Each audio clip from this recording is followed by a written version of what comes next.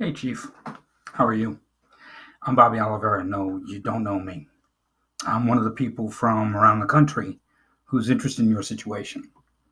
Partially because we don't like Republicans, partially because it's one of those open records, open government things, and that excites us.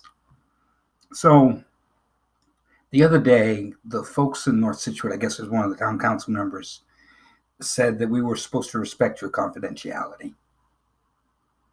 That was weird. Now, let's get into why it was weird. Usually, when you're respecting someone's confidentiality, one of four things has happened. Number one, there's an addiction issue. Number two, there's a mental health issue. Number three, there's a health issue. Or number four, they did something really wrong. Now, a little bit about myself. I'm a sober alcoholic and addict coming up on 17 years of sobriety.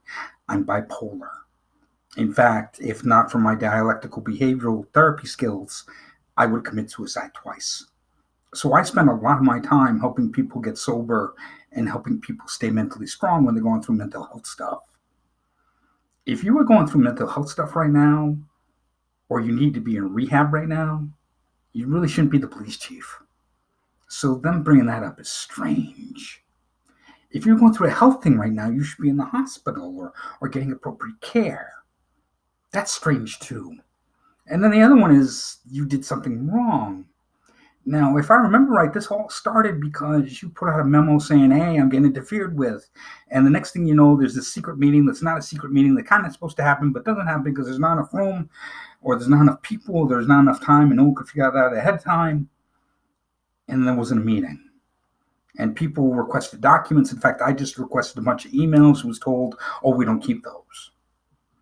It seems like your community really needs to work on its open document things.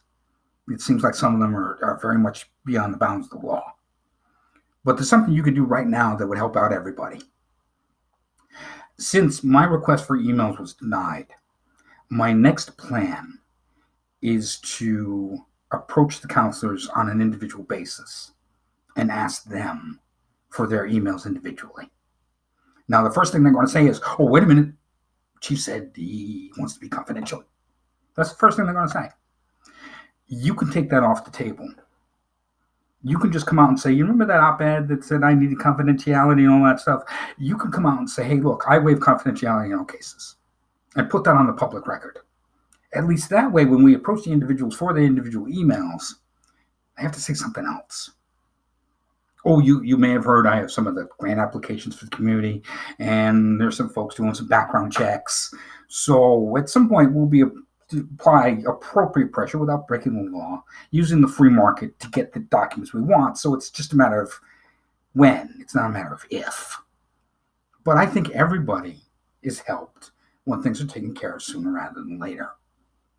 So if you could do everybody a small favor, as I sit here in the workspace, if you could take over the next week and just come out and say, hey, you remember that op-ed and that stuff about, I don't need confidentiality. In fact, I'm waiving it.